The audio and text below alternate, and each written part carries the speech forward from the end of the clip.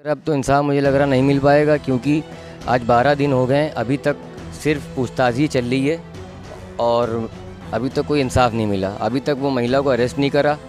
वो महिला थाने आती है, उसको नाश्ता कराया जा रहा है, हर कुछ सब कुछ कराया जा रहा है, मगर कोई मेरी कोई सुन रहा नहीं है, सुनवाई तक इंसाफ क्यों नहीं मिला। यही चीज़ अगर मैं करता, मुझे तो तमाचे मार के मुझे बंद कर दिया जाता। नमस्कार, अस्सलाम वालेकुम। मेरा नाम है नदीम खान और मैं फिर से हाजिर हूँ मुद्दा गरम में लेके। आज फिर हम शहादत जो कैब ड्राइवर था उनके साथ जो हादसा हुआ था 30 जुलाई की रात 9:30 बजे, उस पर क्या अपडेट है, क्या हुआ है आगे की कार्रवाई, क्या वाकई में इंसाफ का जो मामला था कि इंसाफ मिल पा रहा है या कि क्यों देरी हो रही है, इसके अंदर हम पूरी बात करेंगे। और इसमें में हमारे साथ बात करने के लिए कुछ शहादत मौजूद हैं। शहादत, मैं आपसे जानना चाहूँगा कि जो अभी तक के मामला हुआ है उस केस को लेकर जो भी पड़ताल हो रही है, जांच हो रही है, इसमें कहाँ तक के आपको लग रहा है कि अब आपको इंसाफ मिल पाएगा? सर, मुझे तो ये लग रहा है अब तो इंसाफ मुझे लग रहा नहीं मिल पाएगा, क्योंकि आज 12 दिन हो गए हैं, अभी तक सिर्फ पूछताछ ही चल रही है और अभी तक कोई इंसाफ नहीं मिला। अभी तक वो महिला को अरेस्ट नहीं करा। वो महिला थाने आती है, उसको नाश्ता कराया जा रहा है, हर कुछ सब कुछ कराया जा रहा है, मगर कोई मेरी कोई सुन रहा नहीं है, सुनवाई नहीं हो रही है। अभी तक गिरफ्तारी नहीं हुई और मेरी सुनने में आया कि मेरी धारा जो थी चोरी की, जो 394 जो लूट की धारा थी, वो सुनने में आया हटाई जा रही है। वो क्यों हटाई जा रही है, मेरा कोई बयान नहीं हुआ, ना कुछ हुआ, क्यों हटाई जा रही है। मतलब कि अब आपको ये लग रहा है कि इंसाफ मिलना मुश्किल है।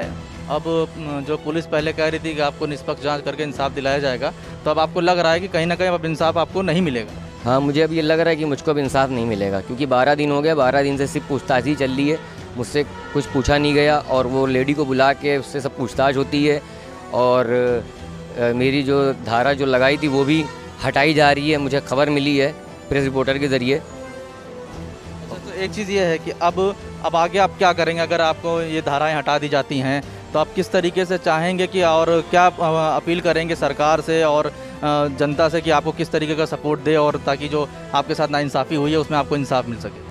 मैं ये जनता के लिए कहना चाहता हूँ कि अभी तक आप लोग ने मेरा इतना सपोर्ट करा, उसके लिए मैं बहुत शुक्रगुजार हूँ और आप आगे भी मेरा सपोर्ट करें, क्योंकि मुझे अभी कोई सुनवाई नहीं हो रही। आज 12 दिन पूरे हो गए हैं, अभी तक उन्हीं ने मेरी रिपोर्ट कुछ लिखी नहीं और मैंने एप्लीकेशन जो दी थी उसका भी कोई सुनवाई नहीं हुई।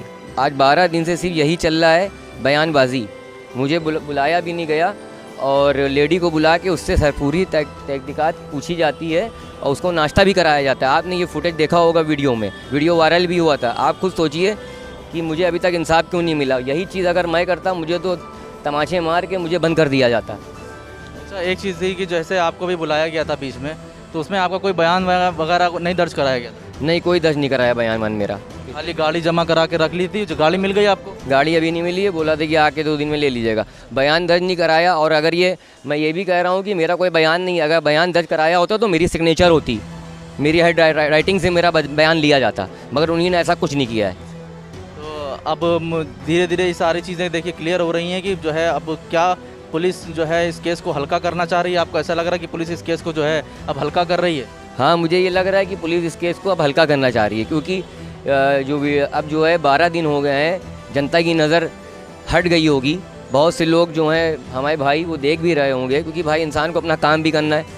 ठीक है, इन्होंने मेहनत तो करी है मेरे लिए, इंसाफ के लिए, मगर मैं अभी भी उनसे अपील करता हूँ, आप लोग ज़रूर देखे रहें और मेरे लिए ज़रूर कोशिश करें। अच्छा, अभी प्रियदर्शनी ने बोला था कि वो चाहती कि समझौता हो जाए दोनों तरफ के बैठ के। आप क्या चाहते हैं कि इस केस में कोई समझौता हो या आप चाहते हैं कि उसको सज़ा मिले? मैं सिर्फ ये चाहता हूँ, समझौता मैं नहीं चाहता। मैं चाहता हूँ, मैं केस लड़ना चाहता हूँ। और मुझसे ये कह रही थी, आप खुद देखिए, दुनिया ने पूरा ये सब देख लिया है फुटेज, कि मुझसे बोल रही थी कि मैंने एक वीडियो वायरल हुआ था इन्हीं का ही मीडिया से, तो उस पर इन्हीं ने कहा था कि मैंने इनको कम मारा है, और ये अपने होश हवास में बोल रही हैं, मैंने इनको कम मारा है और मैं इनको और मारती। ठीक है सर।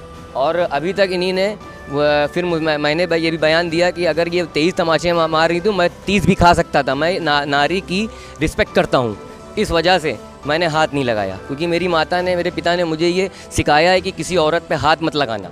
कहीं आपको इस वक्त दुख हो रहा है कि आपको इंसाफ मिलने में इतनी देरी हो रही है, और अब आपको ये भी लग रहा है कि हाँ, मेरे साथ नाइंसाफ़ी हुई, इतना मैं मार भी खाया, सब कुछ हुआ, मगर कोई कार्रवाई नहीं हुई, कहीं ना कहीं आपको दुख और तकलीफ है इस बात की? बहुत तकलीफ़ है मुझे इस बात की। तो ये सारी चीज़ें हैं, आपने देखा कि किस तरीके से जो है कोर्ट, अब जो मामला है चार्जशीट अभी दाखिल होगी, मगर इनका ये आरोप है कि जो 394 की जो धारा थी वो कहीं ना कहीं अब हटाई जा रही है, इनको खबर मिली है इस बात की। अगर ये सारी चीज़ें होंगी तो कैसे इंसाफ लोगों के बीच जागेगा, कैसे इंसाफ की उम्मीद लोग लगाएंगे? एक कैब ड्राइवर उस दिन पिटता है, बेकसूर पिटता है, कोई वजह नहीं होती है उसको सामने वाले प्रियदर्शनी को मारने के लिए, मगर उसको पीटा जाता है। और अब ये हालात हो गए हैं कि अब इंसाफ लेने के लिए भी इनको दर दर भटकना पड़ रहा है।